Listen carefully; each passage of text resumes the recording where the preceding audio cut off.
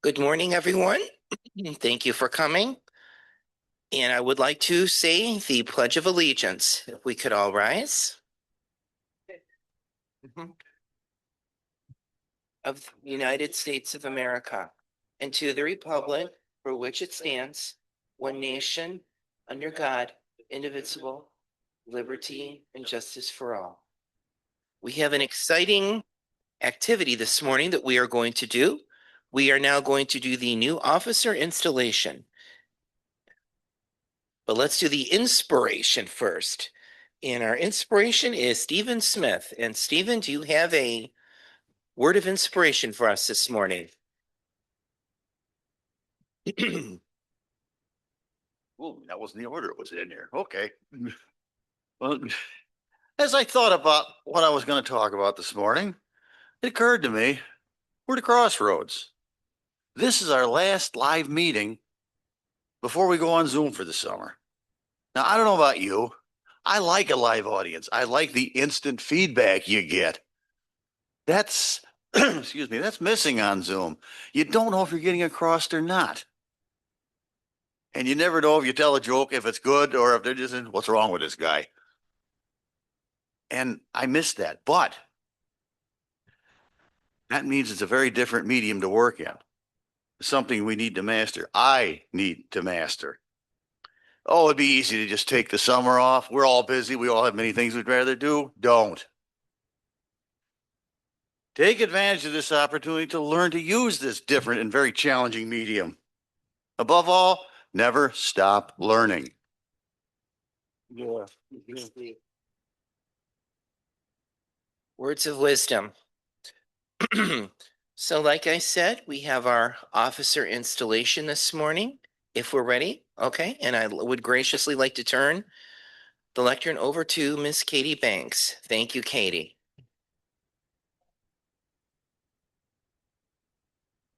Thank you, Joe, Mr. Outgoing President. Welcome to our guest. Welcome back, Jacqueline. It's great to see you. Thank you, Mary, for bringing your guest. Any guests on Zoom? Okay, I'd love to share who's in the space so we know who's here, and then we will do the officer installation. Our Zoom attendees are Phil Russell, Margot Bittner, David Jones, Larry McKenzie. Great to see you. In person, we have Mark Campos, Len Thornton, Joe Budnack, CK, Chris Kelly, Bridget Newton. I keep missing Les Robinson, even though he's the tallest. How do you slip in without me seeing you? And we have Darcy Colby and our guest Jacqueline, Mary Cavanero, Zach Finney, Gerald Stevens, Jill Roaring, Steve Smith, Jim Sacco, Carol Halstead, Nancy Ferry, Marty Johnston, and Beth Banks here in person. On Zoom, I also see Tracy, I see on Zoom. And oh, wait, behind Steve, Mike Licata. I did see Mike slip in. So, and thank you all for being here today. And welcome to Tracy on Zoom. All right.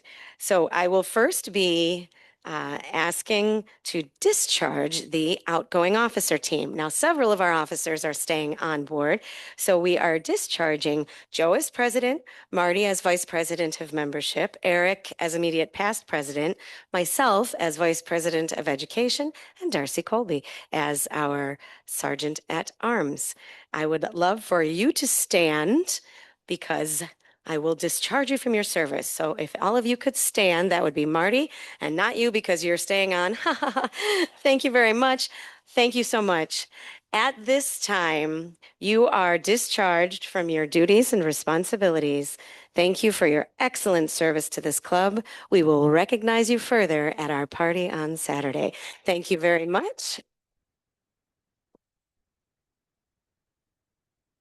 I am now here to install the new officers of AM Lockport for this year, July 1st through June 30th. I will briefly state the responsibilities and remind them of the challenges that lie ahead. I will first state these and then call you up for the photos and the actual installation. Okay? The collective challenge of all of our membership and our officers and the executive team is to make our club the best it can be in Toastmasters International. This will involve helping each individual member reach their goals as well as club goals to reach, again, President's Distinguished Club status, which we have this year. Bravo to you all. Each officer is obligated to attend the meetings called by the president, attend officer trainings twice a year, and prepare a successor for his or her respective office. I will now describe the challenges, and instead of you standing here and waiting, again, I will just list these.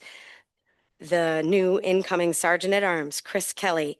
You will arrange the meeting location with our team, maintain the club supplies, and ensure we have supplies available, set up the room before the meeting, and make sure all educational materials are displayed.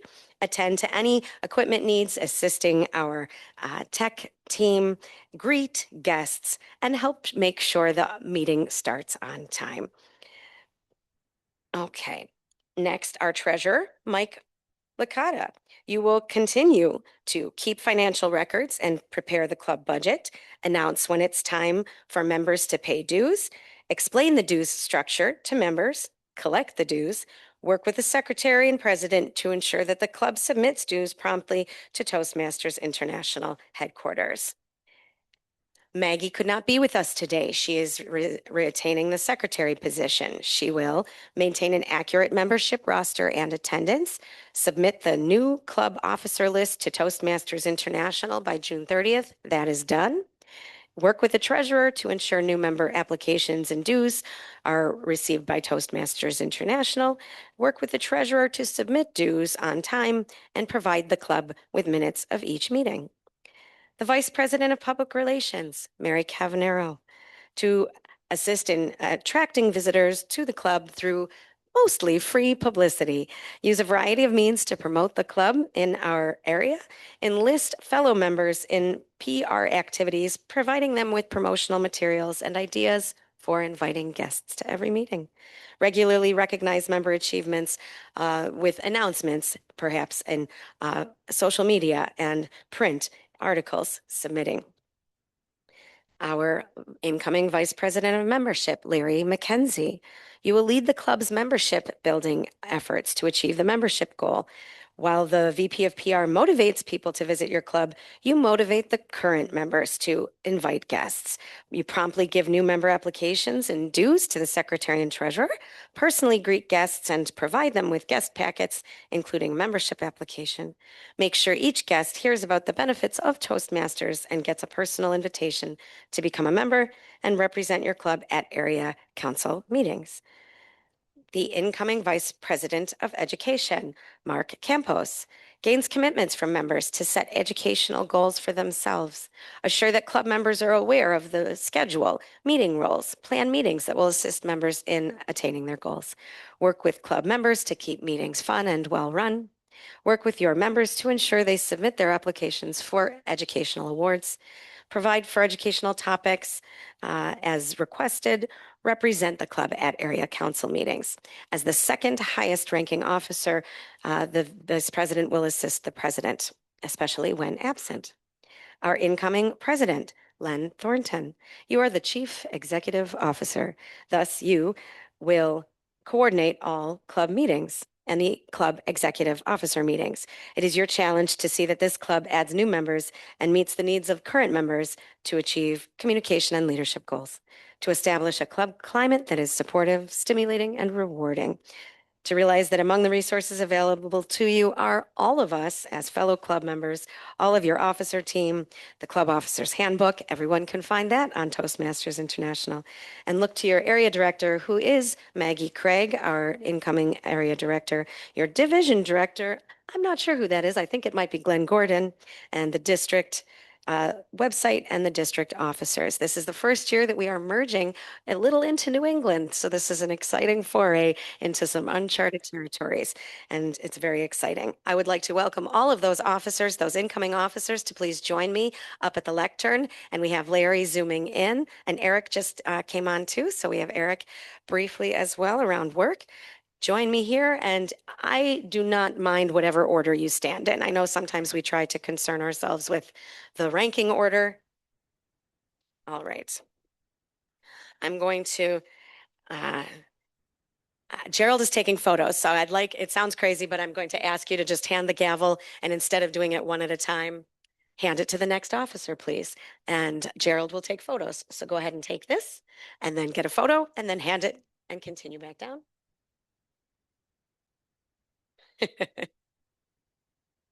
Cheese. All right. Thank you, Mike. All right.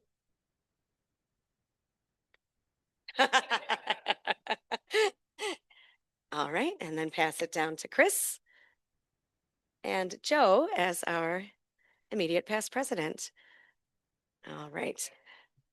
All right. By the authority vested in me as your Vice President of Education outgoing, it is my sincere pleasure to declare these Toastmaster officers installed in their respective duties. Please be seated. Okay. I would like to welcome our Vice President of Education, Mark Campos, back up to give his first announcement officially, although he has been working behind the scenes diligently already as your new Vice President of Education. Thank you, Kate.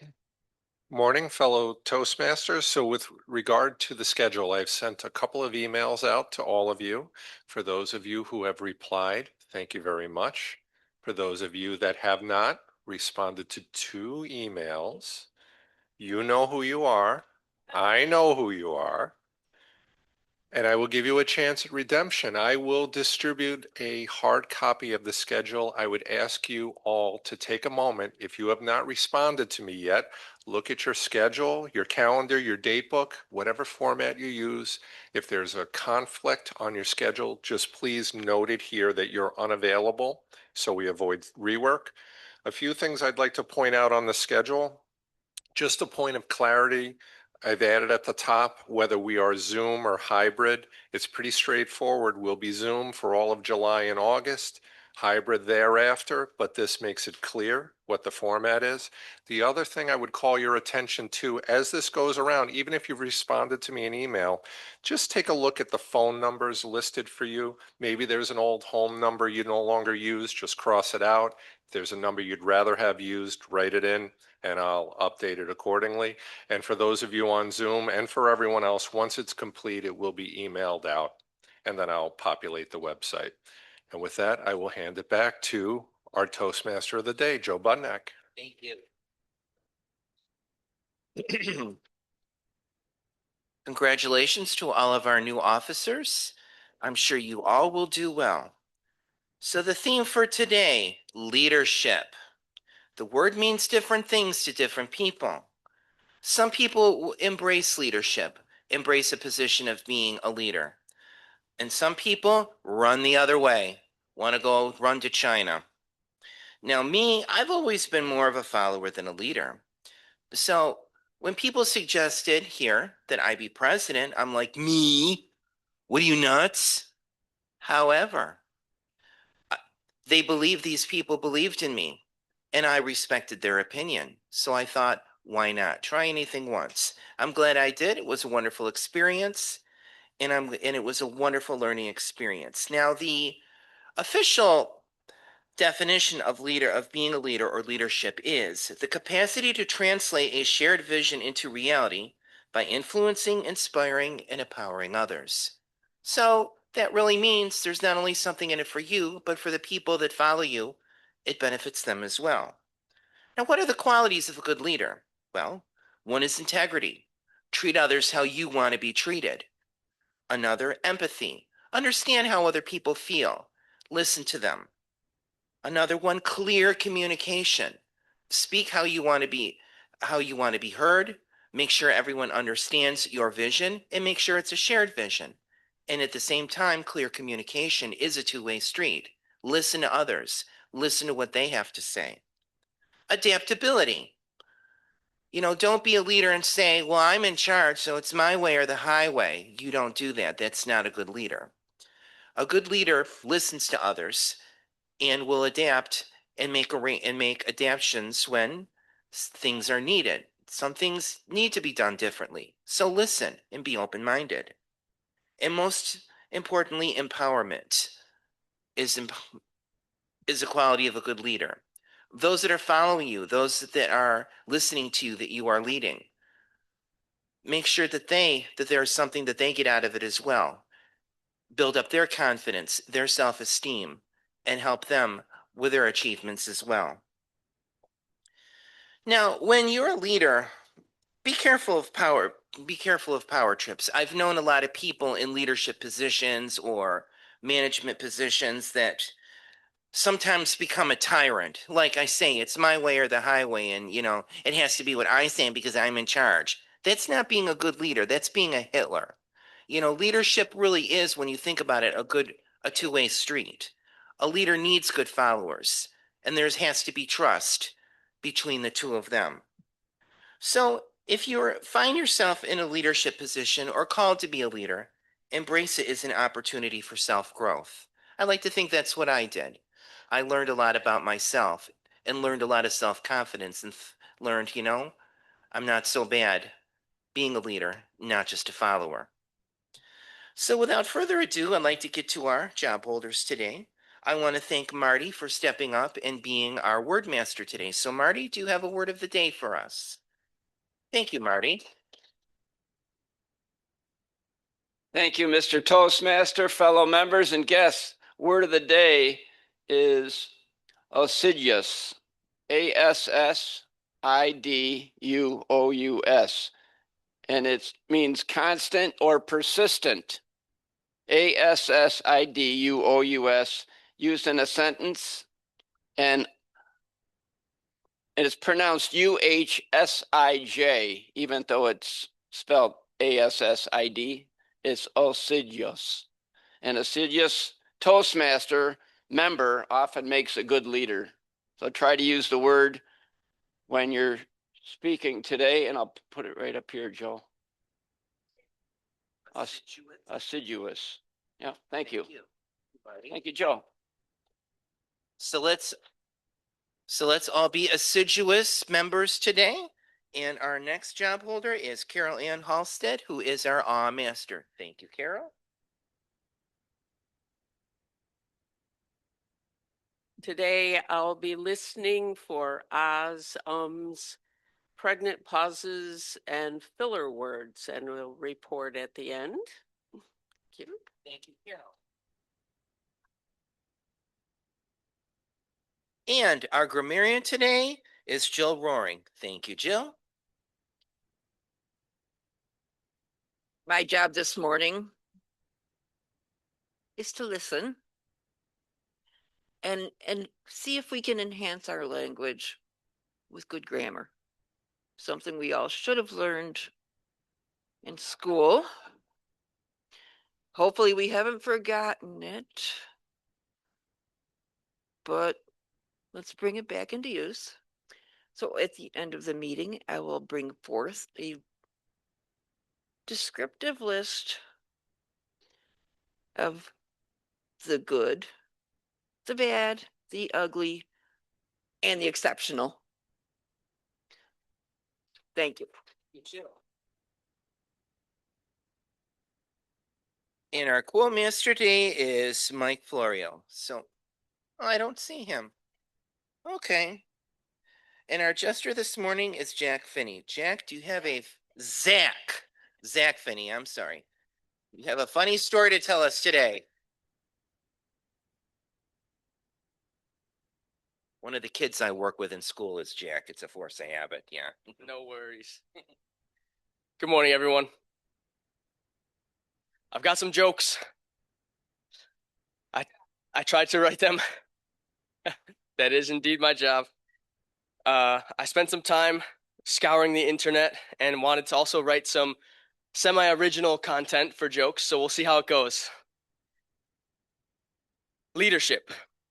The subtle art of appearing calm, cool, and collected on the inside, when on the outside, you're feeling more like a cold, wet chihuahua who is stuck on a deteriorating raft in the middle of a Category 5 hurricane with Nile crocodiles, mega sharks, and giant prehistoric anacondas circling you.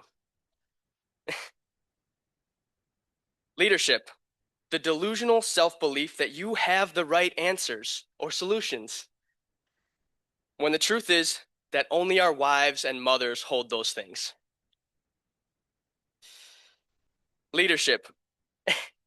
Equipping yourself with the intensely hopeful and quite possibly insane optimism and assiduousness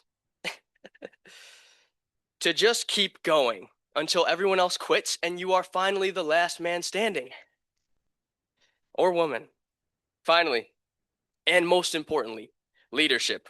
Understanding that you can insult anyone as long as it's put between two compliments in the sandwich. Thank you.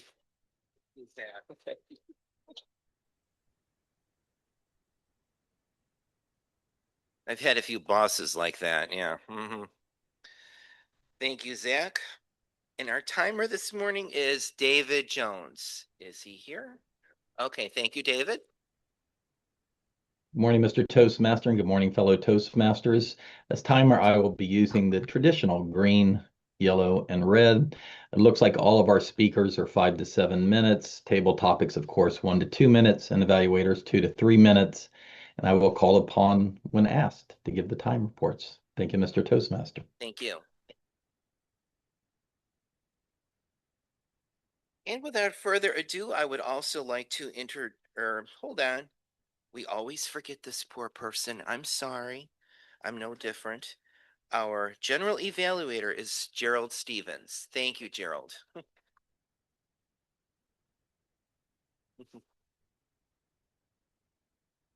Good morning, fellow Toastmasters.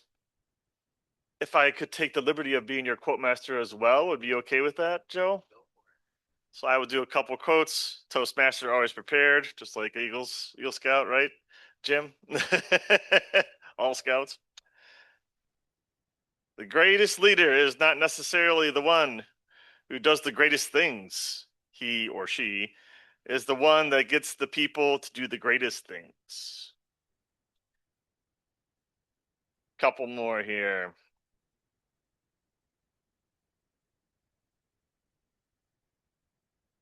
Leadership is the capacity to translate vision into reality. And that is from Warren Bennis. Leader is a person who will follow you to a place you would not go by yourself. That's my 3 quotes for you. In regards to the task of the general evaluator for our guests and our members, general evaluators, what I do is I evaluate the Toastmaster of the day, give them some pointers for improvement if needed, and also the evaluators. Thank you.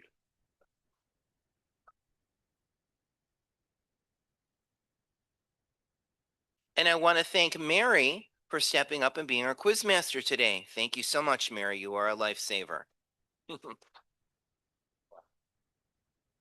wouldn't say that, Joe. Yes, I know. We'll get a little better. I'll be testing your listening skills and reporting at the end of the meeting.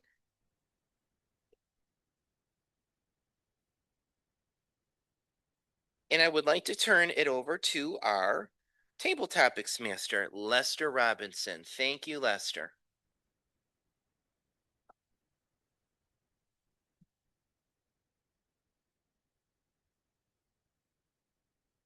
That evil laugh, right? Yeah. Somebody's out for blood. Okay. Thank you, Lester. Today's your Best happy of day, luck. Joe. Today's your happy day. Yes, it is. Tomorrow. We're getting there. Don't worry, you still got another 12 board meetings to achieve. All right, before we get started on table topics, I'm having a party on the 3rd. People showed up. I have an invitation here with my address. Oh, I'm sorry. I'm used to being on Zoom, so hey, I'm having a party on the 3rd. A few of you said you were coming. I have the invitations with my date and address. It's from 7 till 11. Bring a chair. We've got fireworks, food, and booze. So, good to go. But we don't do the booze till after the fireworks because booze and fireworks do not mix. All right. Before I get into table topics, and insidious is the word, I went on Google and I said, what are 10 cool table topics of our 250th birthday. And all I can say is I'm glad I'm in America, and I'm glad we have freedom of speech, because it was the most 10 interesting things I'd ever seen in my life. I wanted fun. So I picked 10 fun table topics for the 250th anniversary of America. So I am going to change it up one little itty bitty bit because I am the table topics master. Does anybody want to volunteer for one of these topics before I start calling people? Because it is the 250th. Anybody want to volunteer? No. No. All right. I know. Steve Licata, do you have a? All right. Pick a number from 1 to 10, Dave. Okay, when you come up here, a letter I would send to the future America in 2276. Dave Licata. You'll still be here.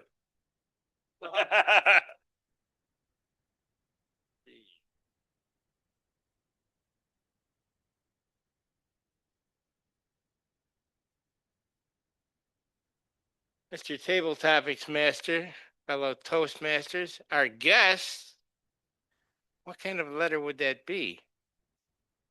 Well, this is my educational club. My other club is a service club. And people say, "My, you're awfully optimistic." And I say, "Of course I am. I'm past president of the Lockport Sunrise Optimist Club." So in a letter going out in 2276 would more or less say, "See, we made it. This country can take it. It's a lot stronger than you think. We are an incredibly blessed country.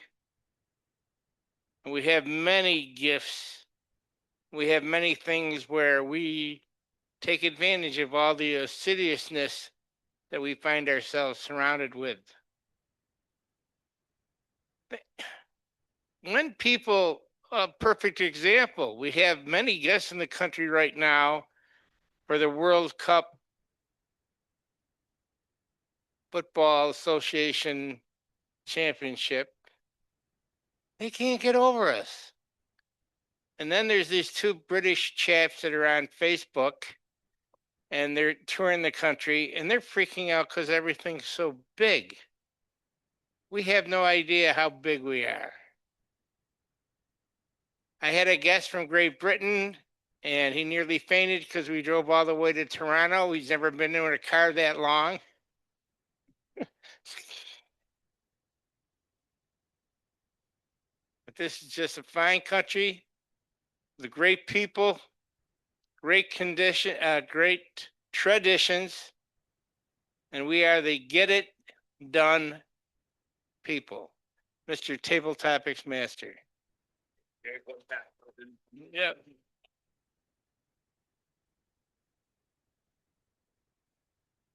All right.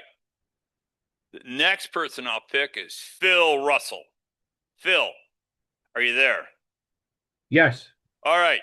7 has been picked, so you get to pick 1 through 10, but you can't pick 7.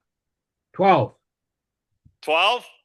That is, we're going to take my personal definition of an American dream at 250, an American at 250. What would be surprised the first president? Pick a topic. Wow. I've got to tell you something, though, Mr. Topics hear you, Phil. Master. I am so assiduous to the point of being obsessive compulsive behavior disorder. Mike, Phil, we can't hear you. Well, I'm speaking into it, and you heard me at first. What happened?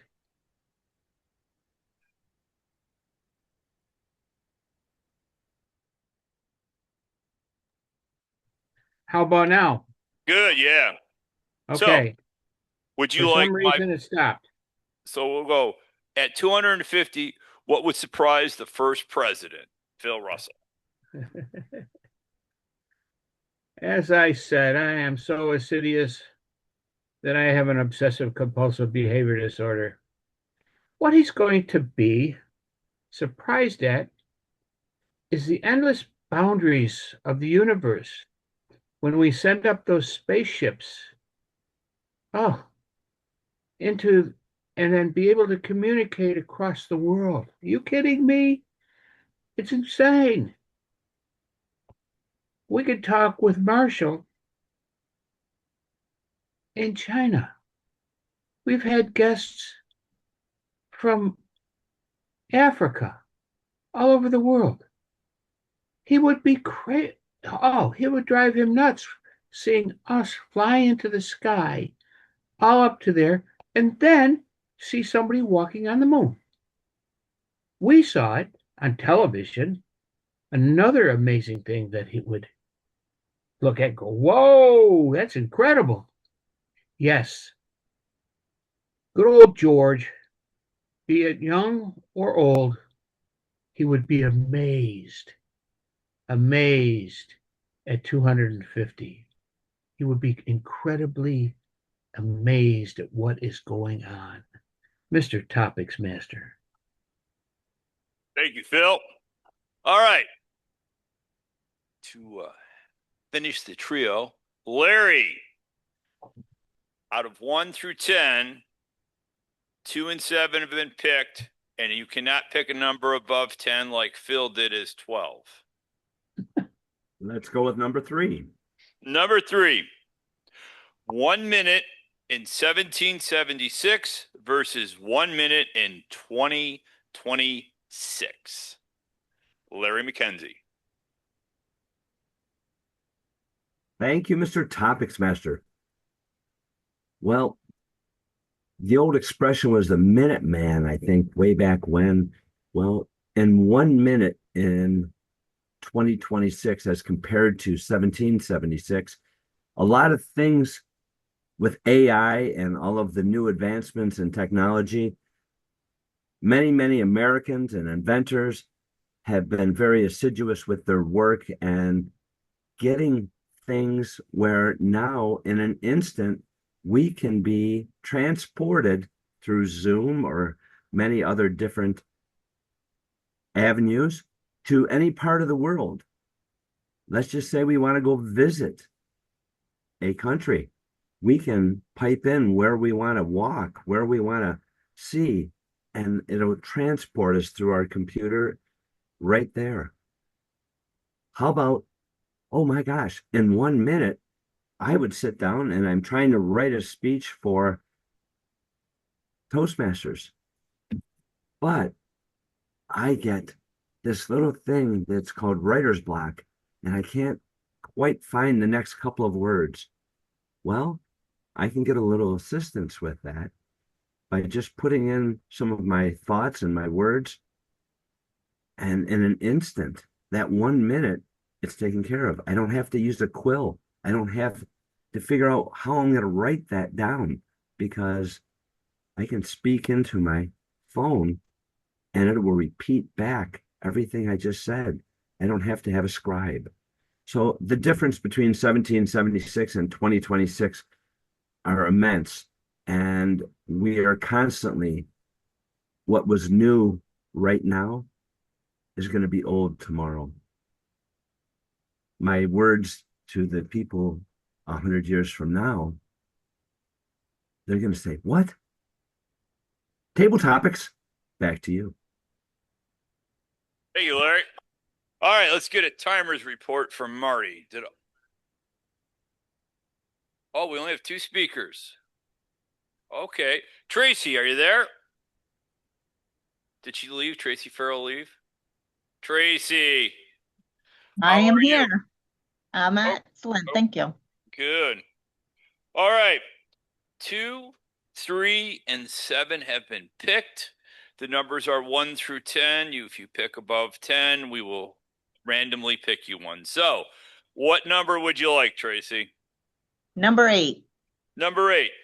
3 words. Describe America at 250. Tracy. Oh, that's an awesome question. Thank you. I don't have an answer yet, but I'm thinking about it. You can always switch topic. At 250, where are we right now? We are the greatest nation in the world.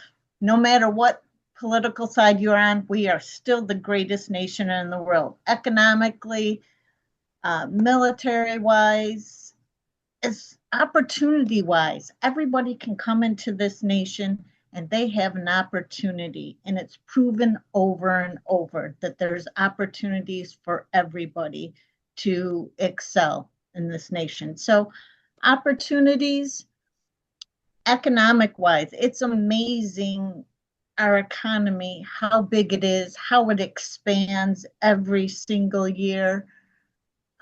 The unemployment rate is not that high. It goes up and down. Our Dow Jones is increasing all the time. And I better come up with number 3.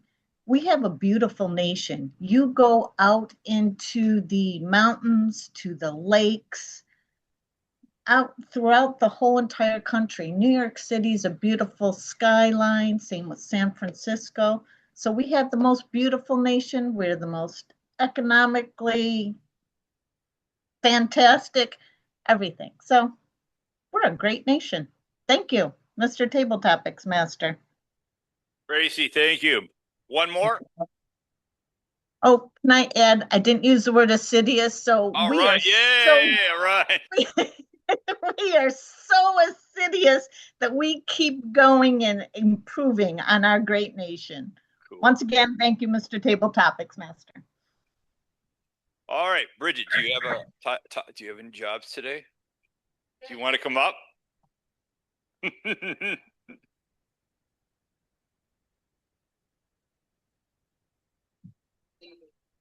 You can pick off the list. You can even pick off the list. What is it? All right, pick a number. All right. My personal definition of America's dream at 250. Bridget Newton.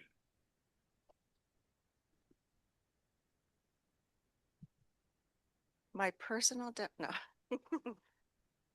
My personal definition of the American dream at 250 years. My personal definition is opportunity, as Tracy had said, the ability to socialize, connect, make choices, find your passion, follow your passion, bring others into your passion, be able to explore and laugh and experience things. You travel across the country and you can meet people, you can talk to people, you learn from people. The definition also includes exuberance, assiduousness, and persistence and consistency, and that there's always something to learn. There's always someone to meet. You look out the window, there's beauty to behold everywhere.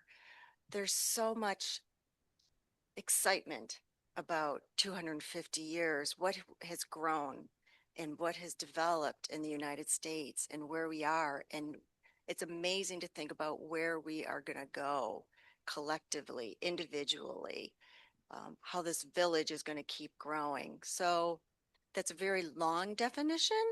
However, I can't even end it. The definition goes on just as time goes on, just as America grows. But I think I'm going to end it there. Thank you. Thank you. Thank you, Bridget. Do we need another table topic or no? We could do another installation if you want. All right, Marty, let's have a timers report. Or no, word report. Thank you, Mr. Topics Master. All 5 contestants used the word.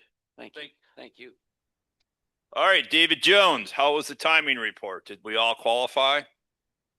Everybody qualified. Dave at 204, Phil at 122, Larry 208, Tracy 132, and Bridget at 144. Thank you. All right, I'd like to thank all of our contestants, and we can please vote. Thank you.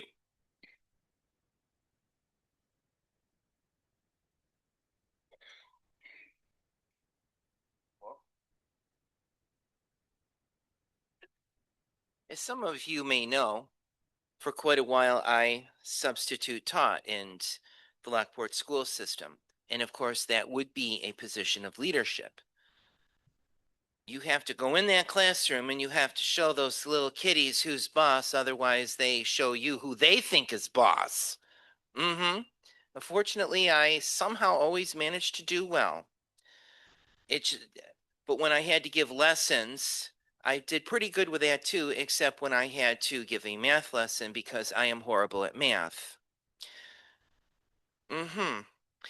So, but what I would do is when there would be a math lesson on the board or somewhere, instead of me trying to teach this gobbledygook that I could not understand, I would say, any volunteers would like to come up and demonstrate these problems. And of course, you always get the class brains that would raise their hands, and it's like, go right ahead, be my guest. And when I tell that story, people ask me, well, how do you know the kid's showing it the right way? Well, it's more of a chance that the kid is doing it the right way than me, okay? Because they know this stuff and they're being taught it, and I haven't been taught it in years. So there's more of a chance that the kid is going to know more than I would. So without further ado, we'd like to get into our speakers. So our speaking portion. Our first speaker is Jim Sacco, and he is being evaluated by, who's he? Katie. Thank you, Katie.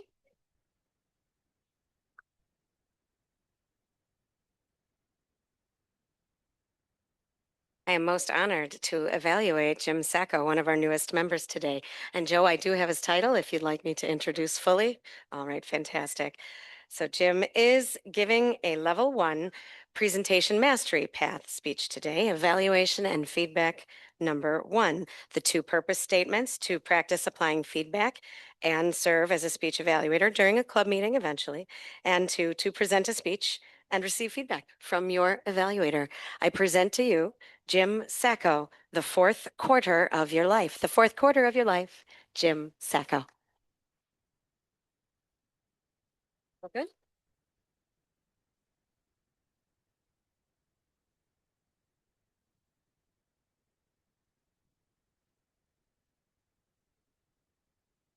Thank you, Mr. Toastmaster, fellow Toastmasters and guests. As of June 30th of this year, I will have been retired for 4 years from my work.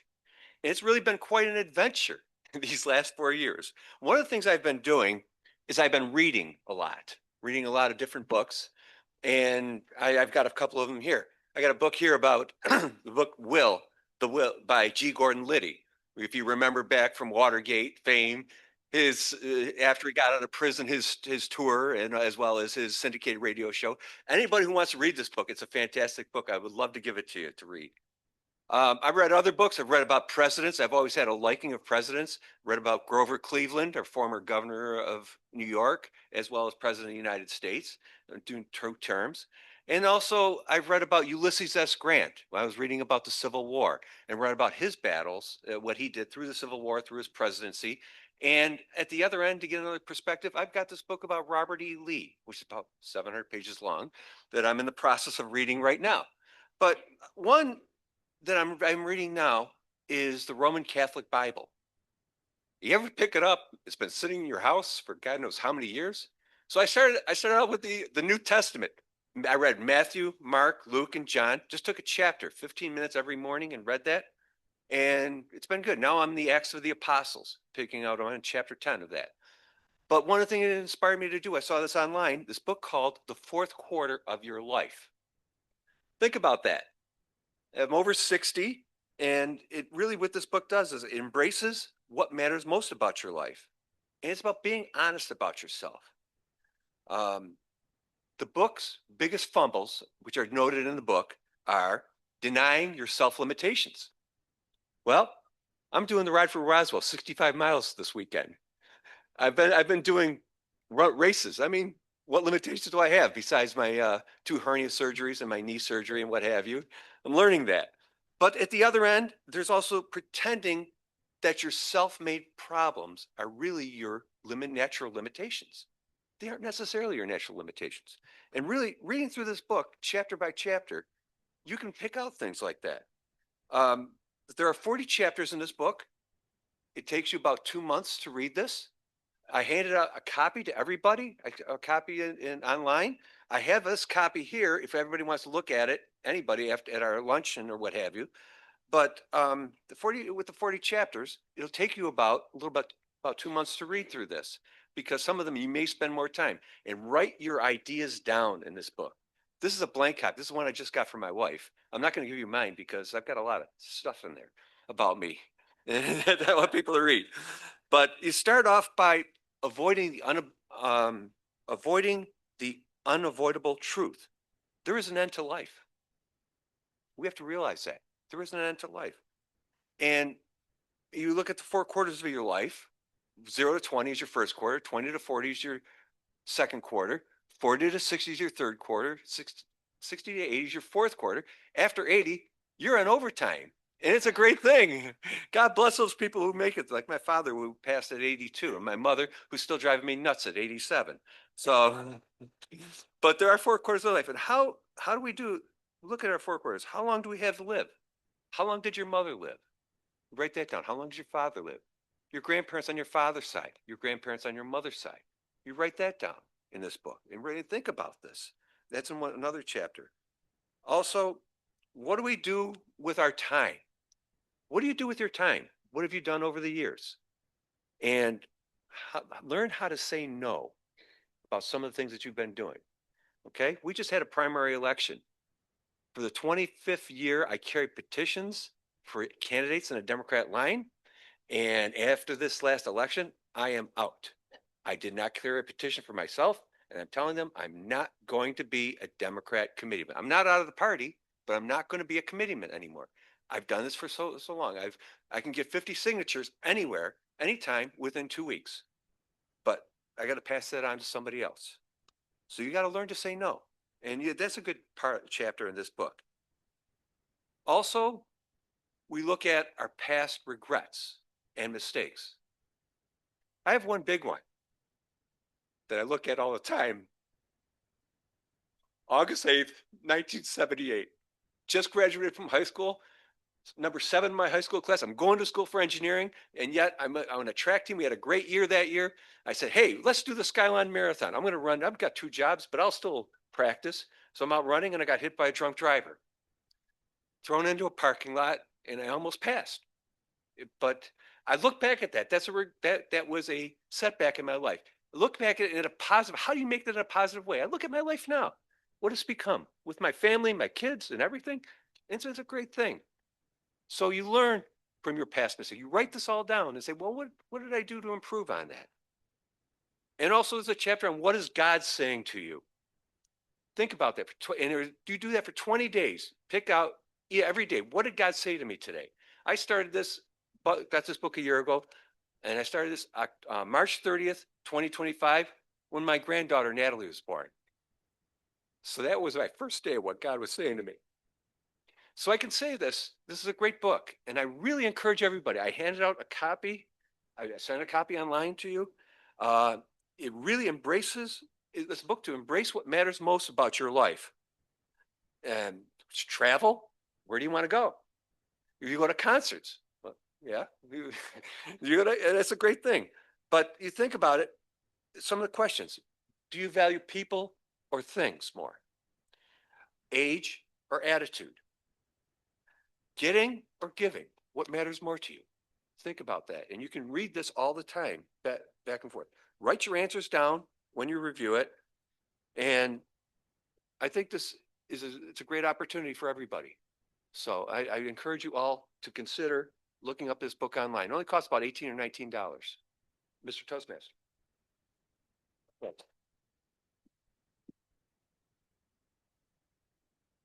Thank you. Thank you. Wonderful. Our next speaker today is Maggie, or not Maggie, I'm sorry, she's sick. Get well, Maggie, if you can hear us. Our next speaker is Darcy Colby, and her evaluator, I believe, is Mark Campbells. Thank you, Mark.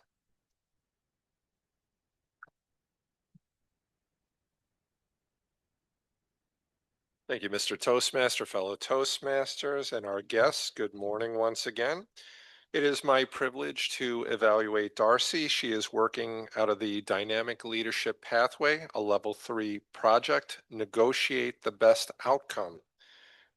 The purpose, screen always turns off as you're about to read it. The purpose of this project is for the member to learn about different types of negotiation and the strategies that can be used when negotiating. And the purpose of the speech is also for the member to share some aspect of a past or future negotiation in her life. Mr. Timer, the time is 5 to 7 minutes. Please join me in welcoming Darcy Colby with the dreaded vehicle swap. Thank you, Mr. Evaluator. Don't start the timer yet. No, don't take it away.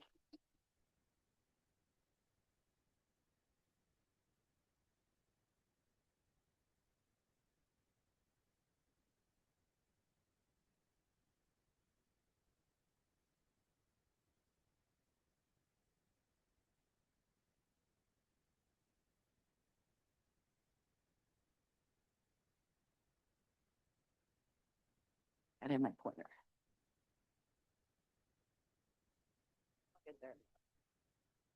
Okay. Good morning, fellow Toastmasters and our guests today.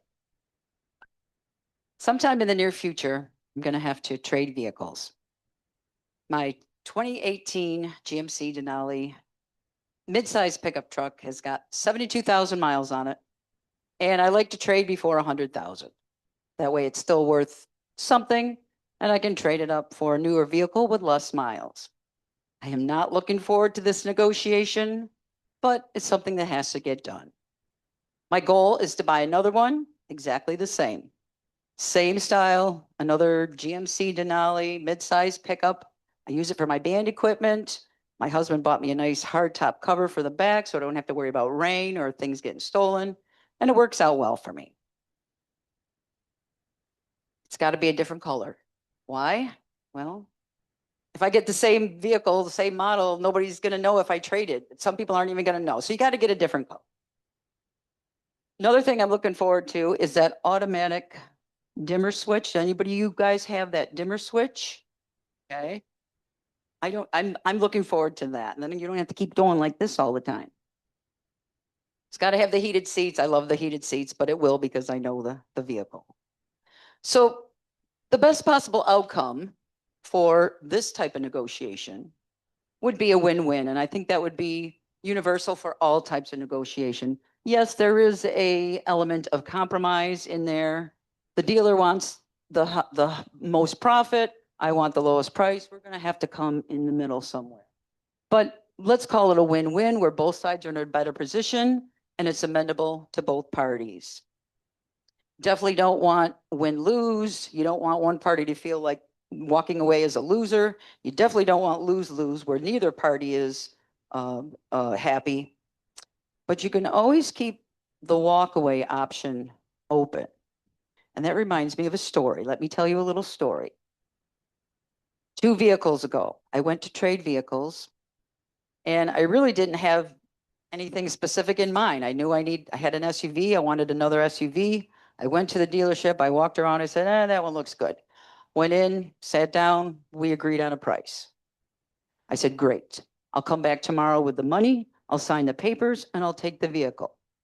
Well, it never got that far because when I got home, I got a phone call from the salesman and he says, I can't sell you that vehicle for that price.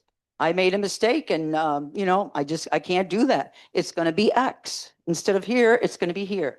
I can't remember. It was 500 to somewhere around 500 to 1,000 more. He was so sincere. He was so sorry. He had never made that mistake before. Something didn't feel right. I said, no, I'm going to walk away. There's other dealers. I had lots of other options. I walked away. Fast forward 8 years. I traded vehicles again. Different dealership, different salesman, same song and dance. Me being the direct communicator that I am, I called it out. I said, I tried to reason with the guy. Look, I've been down this road before. You're playing games with me. Come on, let's just get this over with. Give me the vehicle for what we agreed upon. He was not having it. So I'm not proud of this, but here's what I said. You're either playing games with me or you're really bad at what you do, and maybe you ought to consider a different occupation where you don't have to add and subtract. Not proud of that, but I was mad. You fool me once, shame on you. You fool me twice, shame on me. Sometimes you got to stand your ground. And I did, and lo and behold, he got up and walked away, and I sat there trying to figure out what I'm going to do next. Didn't know. I wasn't going to walk out. I was going to hold my ground. Finally, another salesman came over, sat down, and guess what? I got that vehicle for the agreed upon price in the beginning. Sometimes you got to hold your ground on principle and see what happens. All right, there's different styles that you can use. And in this type of negotiation, buying a vehicle, it's probably the compromise. Notice that compromise is a type, it's also a style, which is kind of interesting. This is where you meet halfway. All parties make concessions, you work together to find common ground, and the relationship is maintained. These other ones don't make sense. Well, there is a competitive motion to this, but the accommodation where the relationship is the most important thing, that doesn't make sense. I've had, of course, some salesmen that try to be your best friend. Don't go down that road. Keep it professional. Collaborative, where you look at all your options. Well, you got to do that before you come to the dealer. And it's so much easier now. You can research all this information. You know what a vehicle of that type that you're looking for, you know what a fair price is. And you could say, I love this word of the day. Let's take this word, divide it into 3 pieces, 3 equal pieces. You could say I was a Heine, or you could say I was assiduous.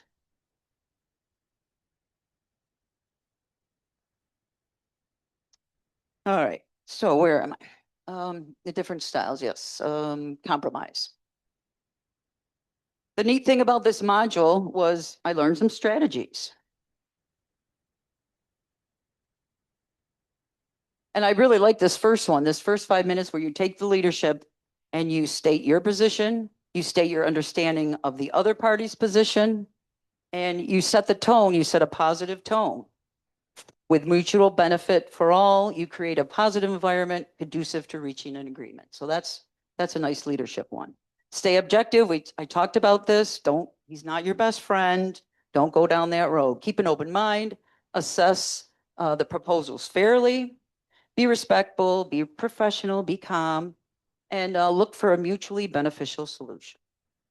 Use I statements.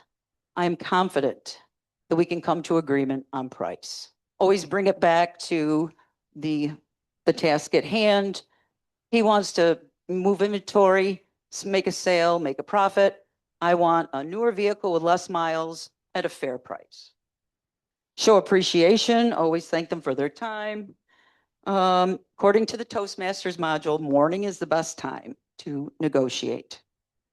And again, focus on your interests. It's pretty cut and dried. In this situation where you're buying a vehicle, it's pretty cut and dried what the interests are. So all in all, I'm not looking forward to this, but it's going to be a sparkling clean vehicle. There won't be any dog hair or dog drool or food crumbs. The other day, I took my vehicle out into the pasture to weed whack around the fence posts, and the heifers and the oxen thought my windows were dirty, so they had to lick all my windows. I'm not looking forward to this, but I'll let you know in a future speech how it works out. Mr. Toastmaster.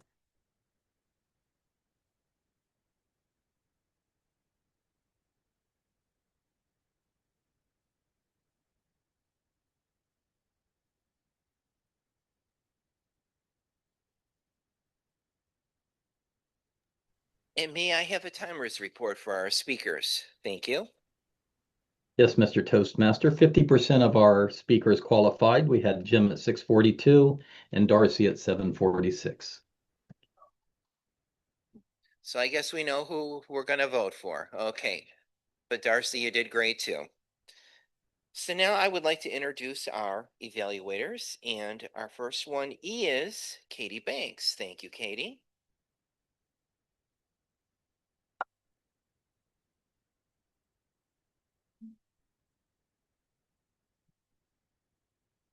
Okay, we'd like to start our evaluations by 8 a.m., so we're a little bit behind. 8:04. Sidebar, Mr. Timer, not yet. That doesn't count. For everyone, as a former English teacher, I'm always an English teacher, English and literacy, and we're all works in progress. Please repeat after me. Assiduous. Assiduous. I'm hearing insidious or assiduous. Do you know what insidious means? Like wicked, right? Insidious. So try to scratch that. Assiduous. And we have a lovely word list packet from our treasurer who ordered these from TI, Toastmasters International. So as we didn't have a word master today, we thank you, Mike, and thank you, Marty, for going through, and we are all being assiduous. Okay, Mr. Timer. Jim, what you do well. You are assiduous. That is a compliment. You are very assiduous. Of any member I think I have met in this club. And I looked up the etymology. The background is Latin, assidere, to sit beside, to sit beside, to sit with a challenge until it's finished or as long as needed. You're in it for the long haul. You are assiduous. You are dedicated. You show meticulous attention to detail, persistence, careful effort. For any of you who've worked with Jim so far as an AM Lockport member, he is thorough in coordinating his roles, his emails, his planning, speaking and otherwise. I admire that very much, and we all can learn from that. That engineer in you comes through. Today, we also saw the humor in you. I don't think of engineers as being funny, but gosh, you show it. I didn't hear any of that, so I'll ignore it. I think you showed us a wonderful overview that it's retirement. You gave, for anyone not in the room, he gave handouts, the book cover. And we're talking about denying self-limitations. In 48 hours, he will be on a bicycle, 65-mile ride for Roswell. Please send us the fundraising link to support you and your team. It's an amazing charitable cause for Roswell Park Cancer Institute. And I can't wait to hear that in a speech. You gave us a blast of a speech in some ways. This will be the pot calling the kettle black, as I am a fast talker, for any of our guests. And welcome, I see we have Christina Cousins on Zoom and Jacqueline. So we've got a couple of guests. Slow down. For anyone not in the room also, there is a heavy lifter. I checked on it. He's doing 450-pound deadlifts, and that's why it's so heavy. And he does it right loudly during our meetings. But just hope that he doesn't get injured, because that's a lot of weight. And you have a lot of weight that you wanted to share with us in 5 to 7 minutes. Work on slowing down, or maybe splitting up some of the topic into another speech. Let us process. Some of the best advice I received in this club is to pause, breathe. Intentional periods or pauses I will write onto my speech or plan for, especially at 7, 8 in the morning. Some of us are uncaffeinated, and that was a lot of information. I thought it was brilliant, some of your suggestions, to write ideas into the books you have. I remember as a child, you're not supposed to write in your books. And when I went to college and my college roommate had piles of books she had written in because she went to private school, do it. Dog-ear those books. I would like to challenge you to join me in contests next year, because you and I, Jim, we're going to go really far. I qualify, and I think because you escaped death early, I did not know about that. You've been on overtime ever since. I can't wait to hear more. I so much look forward to chatting with you outside of the club too. History, philosophy, religion, politics. But I've got the red light, so I'm stopping. Thank you, Jim, very much.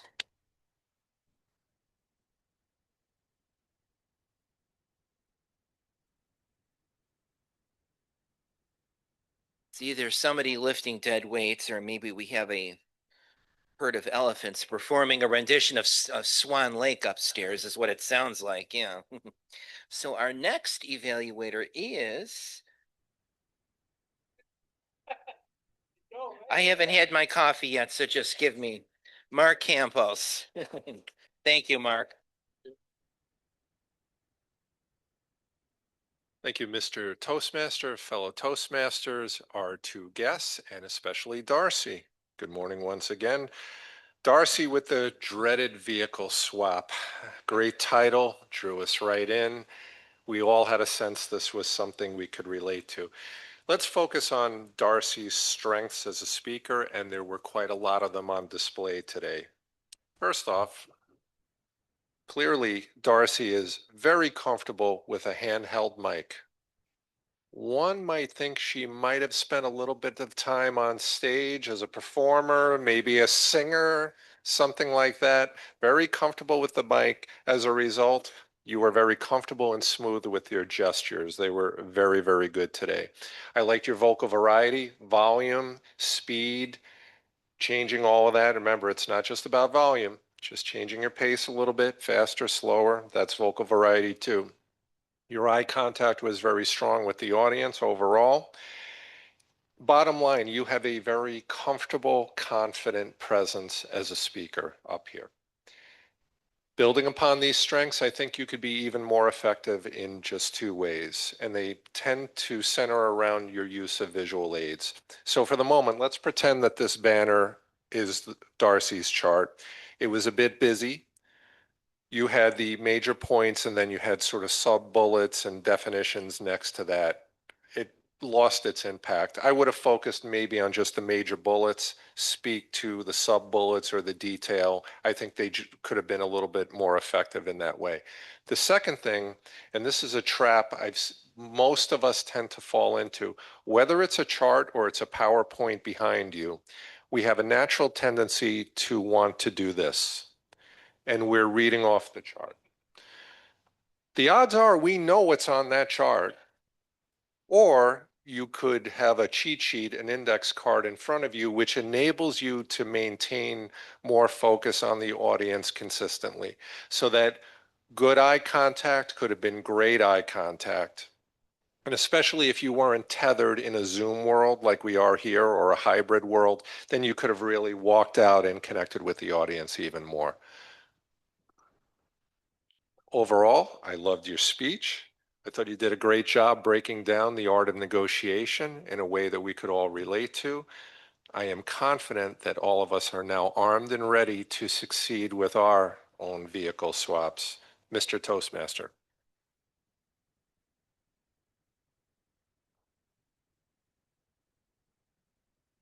May we have a timer's report, please? Thank you. Yes, Mr. Toastmaster, once again, 50% of our speakers qualified. Kate came in at 338 and Mark came in at 240. Thank you. Seems to be a consistent pattern this morning, does it not? Yeah, I guess so. So without further ado, I would like to invite our general evaluator to come up, Mr. Gerald Stevens. Thank you, Gerald, and give his report.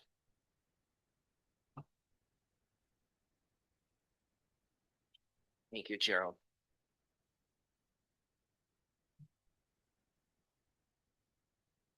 Good morning again, fellow Toastmasters. As general evaluator, I'm going to give a little bit of pointers for Joe as our Toastmaster.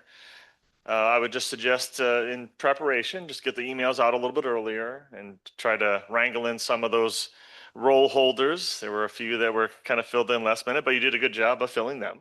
So, except the Quizmaster was forgotten. So, no Quizmaster today. So, you did. Do we? Did we get a? Oh. Almost. Well, then I've forgotten it. So minus for me. In the end, you did have good filler in the beginning and throughout the meeting, talking about leadership. And I did love the fact that you said you embrace leadership for self-growth. So kudos to you for that. Round of applause for that. So that's what we're here for. And you did a great job this year as president. So good job. So I do have to give some input to the evaluators as well. Katie, use the word of the day. Always love it when they use the word of the day. She did a good job ignoring the comments from the PETA gallery in the back. That is always hard. Some people might go off track. She just like that, no big deal. She used a sandwich approach. She did encourage. She did give improvement. Nothing's worse than a whitewash, giving no improvement. So she did that. Little rushed on the back end because of time, I think, and a little thin there too. But overall, very good. Mark gave us the strengths in the beginning, which was great. A lot of detail about gestures and eye contact and everything like that. So well done there. Gave some quality feedback as well. My job is not to evaluate the speakers and redo what they did, so I'm not going to do that. So he did get some good quality feedback there, but also a little thin on the end, the back end of the sandwich.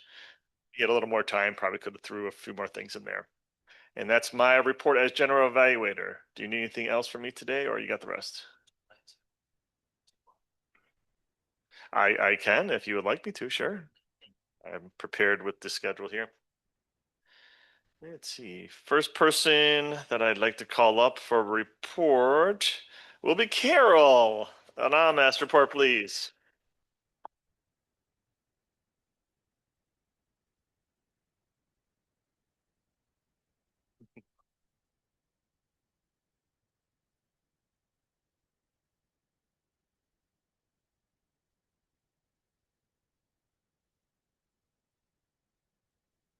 I'd like to report that we did quite well today. Joe had some so's, Jim a couple ums, Darcy had one restart. I was particularly impressed with table topics extemporaneous speeches. They were all gave quite a smooth delivery. Thank you.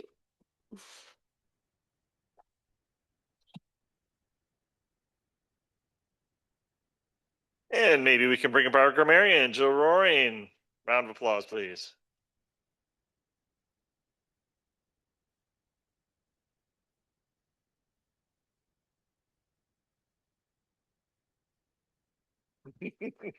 She's way in the back. Okay, get a fair amount of list here. But I have to honestly say I did not see anything bad today. I did not hear anything bad. Some good ones that I heard. Joe Budnick said, embrace leadership. I think it was Larry that said, the new right now is tomorrow's old.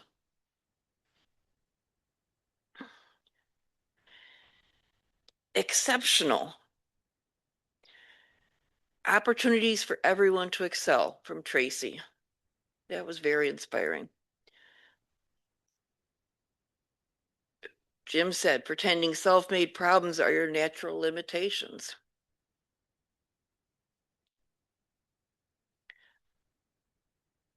Not really fitting a category, but I liked it. We are the get it done people, Dave Licata. Heifers and oxen didn't think my windows were clean. And then I've got down ugly. And really what it came down to the ugly was what was mentioned already by Katie to some extent. Assiduous. Not only the pronunciation of it, but the horrible use of it. I mean, I know we're all challenged to put things into table topics to get that word in, but it was pretty questionable how those words fit into the topics. So that's, but it is a difficult word, so that's okay. And one last thing. Darcy had her troubles at the beginning here. I thought I was the klutz of AM Lockport. I don't think I'll give up my crown, but you know, you're there.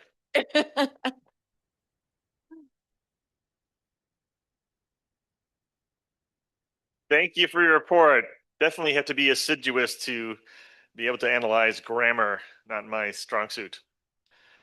I'd like to call up our quizmaster next. If we could do that, that'd be great. Mary Carbonaro. That's fine. What big event is happening on July 5th at Les Robinson's house? The booth and fireworks party. What age is Jim's mom driving him nuts at? 87? And what is Mark's biggest pet peeve about the schedule coming up? Nobody, some people not responding.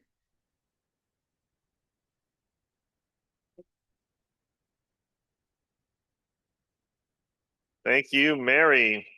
And last but not least, certainly our wordmaster, Marty. Thank you, Gerald, fellow Toastmasters, and most welcome guests. Uses of the word of the day: Joe Budnick twice, Carol once, Jill once, Zach once, Jim Sacco once, Darcy Colby once, Kate Orr once, and Gerald Stevens once. That concludes my Wordmaster report. Thank you, Dr. Gerald. Thank you, Marty. Do you want to ask the guests for their comments? Do you want to handle that? Okay, all right. Turn it back over to our Toastmaster. So we have some guests this morning. Christina on Zoom. Christina, how did you find us?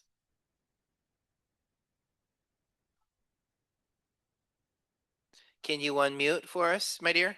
Okay, sorry. There we go. Okay.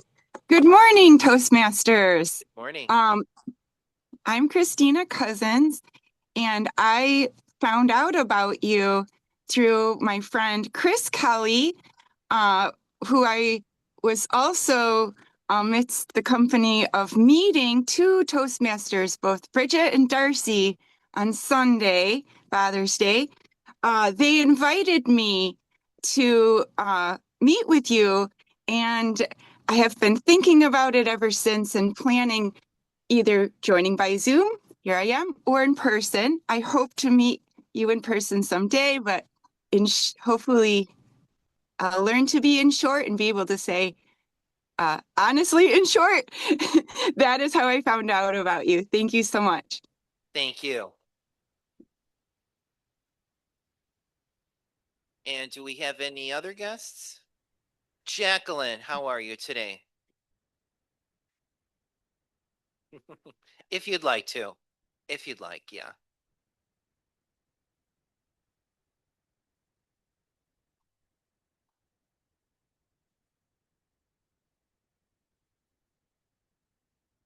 Welcome.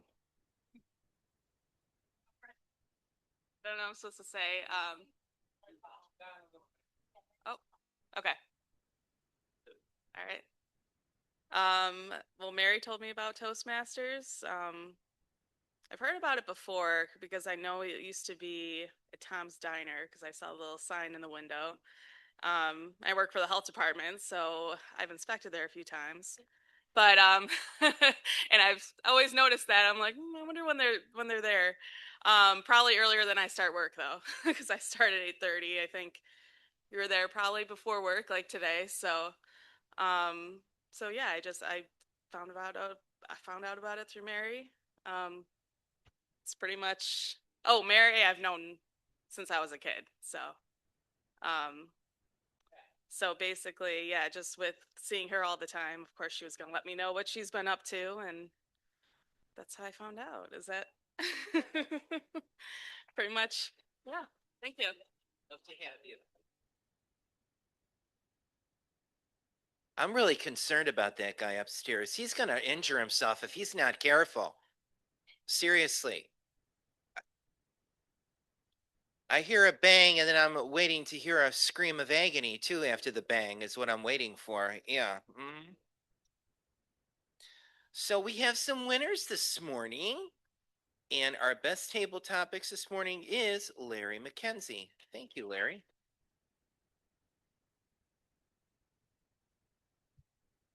Our best evaluator is Mark Campos. And our best speaker, Jim Sacco. Thank you, Jim. And Jim, we'd like for you to, I think we do have some ribbons. Yes, we do. Wonderful. Yes, James, we have a ribbon for you. And they're all blue, which is a nice color. Thank you, James. Can I say something? Yes, you may. Go for it. Thanks. Thank you. First of all, I want to apologize to you, Gerald, because what I'm used to when I hear that, a guy dropping the weights, we call him a rookie. Either a rookie or he's lifting too much. He's definitely got to go lighter. Huh? You can't control it. If you can't control it, you shouldn't be doing that much weight. So, exactly. Exactly. Well, I did that years ago, and they yelled at me for it. Somebody yelled at me. I think it was Gino Byrne yelled at me. So, but anyways, thank you for this ribbon. I'm used to getting the third place ribbon when there are two people running ahead of me. So I appreciate that. But thank you. Oh, I get to pull a ticket out, huh? I'm good. This one, yeah. This one with the bent end. Do I have to? Oh, okay. I get to read this. 3314. Yeah. 3314. All right. Okay, good. Thank you. Thank you, Jim. All right.